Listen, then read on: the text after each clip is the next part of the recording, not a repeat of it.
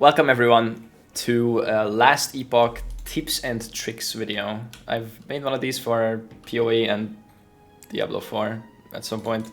Quick, short tips that might help you out during your Last Epoch adventures. Things I wish I knew earlier, type of stuff. Starting off with a really simple one, right click.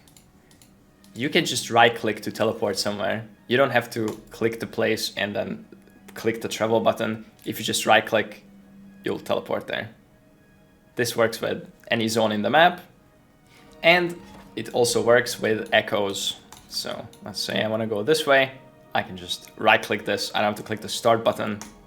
Let's go. Next up, shrines stay active on zone transition. So let's say you just finished an arena and you get a haste shrine. You can just take the haste shrine, TP out, and your haste shrine is still active, and you can go into the next monolith with the haste shrine. You can even save up a shrine for a boss if you want, like you do an arena and then you do an Orobis with half a haste shrine by the time he spawns. It can be useful. Next one, echoes have names. So if you're like us and you don't want to do arena because it gives you like half the stability for twice the time spent than a regular map, then read them. In the middle of the screen, it says what the name of the echo is. This is a frozen sea. This is a forlorn streets. If it has arena in the name, it is in fact an arena map. Let me find one. This is called Sanctuary Arena. I go in, and in fact, it's an arena map. So if you want to skip these, read them. Completing the campaign gives you 1 to all attributes. And if you open your map and you press shift, you can see how many passive skill points you could get by doing side quests and how many idle slot rewards you get. There's a lot of side quests in the game. You don't have to do all of them. You only have to do enough so that you fill out your extra passive points, which is 15, and your idle inventory. You can check how you're progressing on this by pressing map and pressing shift. And if you kill the final boss of the campaign, you are rewarded with +1 all attributes. You don't have to do the entire campaign for this, just kill the final boss. So if you have a friend who already did, you can just get warped into that zone, run the zone, kill the boss, and you get the +1 all attributes. On progressing the regular monoliths. So once you complete the campaign or you get to the end of time, you should go to the right side. You basically just want to rush through the regular monoliths and do the final 3 level 90s to unlock empowered monoliths so that you can farm the proper good high roll blessings, like the 20 all res and stuff like that. And if you go to the right, every single monolith here is gonna give you a proper blessing that gives you character power. Stuff on the left is like belt drop rate, one-handed sword drop rate. This one I didn't even get. This is like shard drop rate. If you want to min-max and get everything, you can get these two. But when you're progressing regular monoliths, you should go right, because this is crit multi here, this is lightning shred, this is all res, and then you get to the level 90s. So go right side. A little bit of a combat stuff. Resists are not as important as PoE, so if you're like 70 res instead of 75, you're not gonna get as murdered as if you had 70 res in PoE, but it's pretty good to cap them. And you can actually overcap to 100 because there is a debuff called Marked for Death, which if you're debuffed with this, you lose 25 all res. So it actually makes sense to overcap your res to up to 100. After that, it doesn't really matter.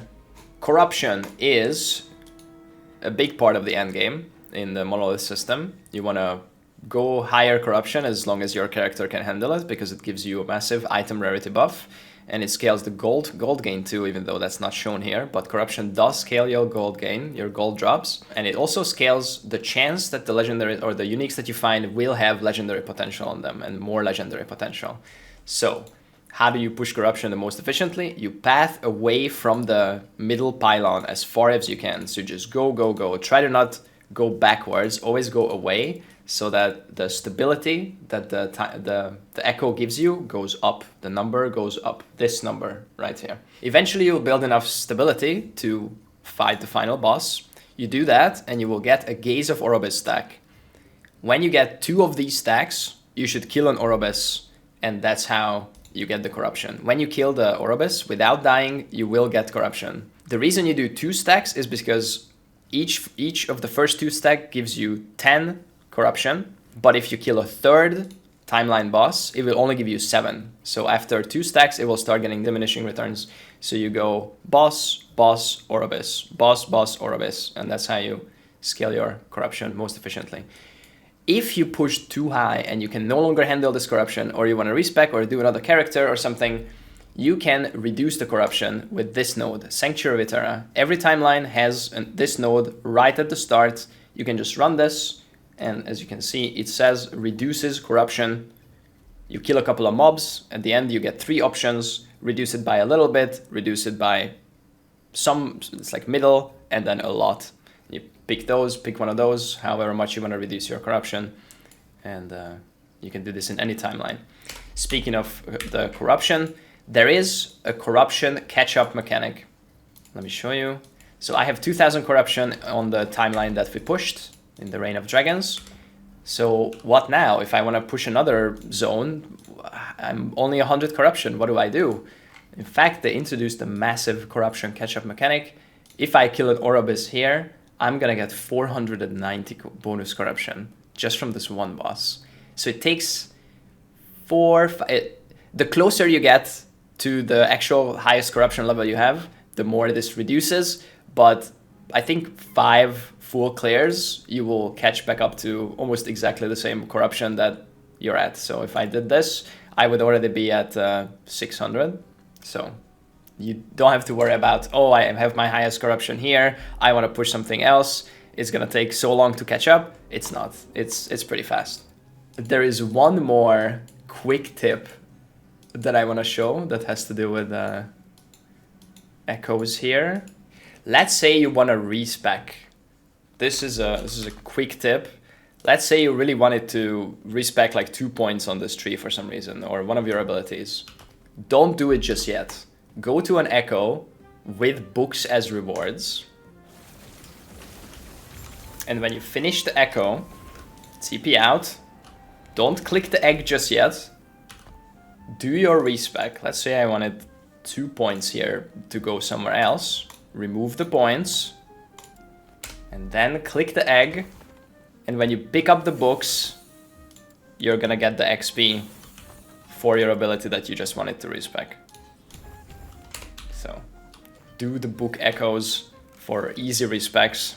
And then we go to the Bazaar for some final info. Speaking of the books, as we enter the Bazaar here, the books and all XP in the game, XP shrines, is related to the favor gain. So even if you're level 100, books are still good, XP is still good, because that's how you gain favor with your faction. So if you pick up some books, or you kill some monsters, pick up an XP shrine, get more XP, you're gonna get more favor. Spending favor earns you reputation at 1:2 ratio. So if you are, let's say, level 7 and you're working your way to level 8, but you have a lot of favor, you can just list a bunch of items for no gold or whatever gold, or you can come to this vendor and spend favor, gambling for bases. Let's buy a ring here. I just spent 7,500 favor. That earned me 15,000 rep. So if I wasn't already kept, I mean, I can't show you this because I'm already kept, but you're probably sitting on a bunch of favor, and if you have a rank that you want to get to, you can spend some of your favor to accelerate that progress. And lastly, the Bazaar. The Bazaar really needs some love, but the feeling when you have a bunch of items and you just want to pick up your sales? Oh, I just sold this. Okay, I picked it up. Where is my next item? Oh my god, I have to scroll so very far. Okay, let's go to the second page. Oh, I have to scroll oh my god, where is the item? There is this little button here which will show the items in this view, and it's much easier to find your sales here instead of, scrolling through the full items like I did before. So this button is nice for picking up your sales, but hopefully they add more sorting options here in the future so we don't have to scroll through all our listings. Okay, finally, some crafting tips. If you really need certain shards for crafting and you're shattering items for those things, keep in mind that you can also use runes of removal, which is like the annulment orbs of this game. And if you rune of removal a mod, you will get all of the shards from that mod. Rune of removals are also weighted towards a higher tier mod, so you're more likely to remove higher tier mods than lower tier mods.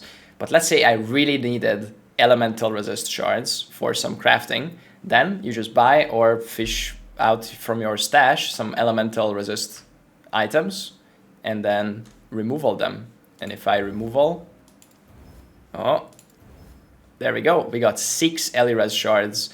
Even if you can't remove it and you lose all forging potential, you can still shard the item after and, you know, get some of the remaining shards. But yeah, that's using Rune of Removals for crafting shards. Another crafting info. Glyph of Despairs are much more likely to seal a low tier mod than they are to seal a high tier mod.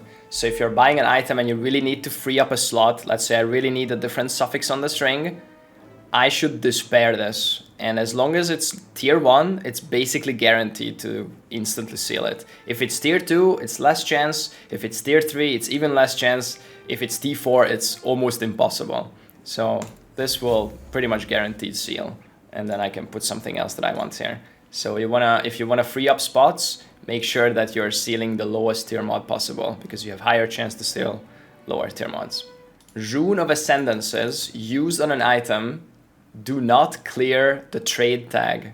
So if you're trying to Rune of Ascendance items to then sell, make sure you're not buying your bases from the auction house. I just bought this chest from the Bazaar, and then I'm gonna Rune of Ascendance it, and if it turns into a good Exsanguinous, I won't be able to sell it because it's already marked as traded because I bought it from the auction house. So if you're using Rune of Ascendance stuff and you wanna sell the results, make sure you're buying your bases from either the Gambler or you find them yourself, pick them up from your echoes.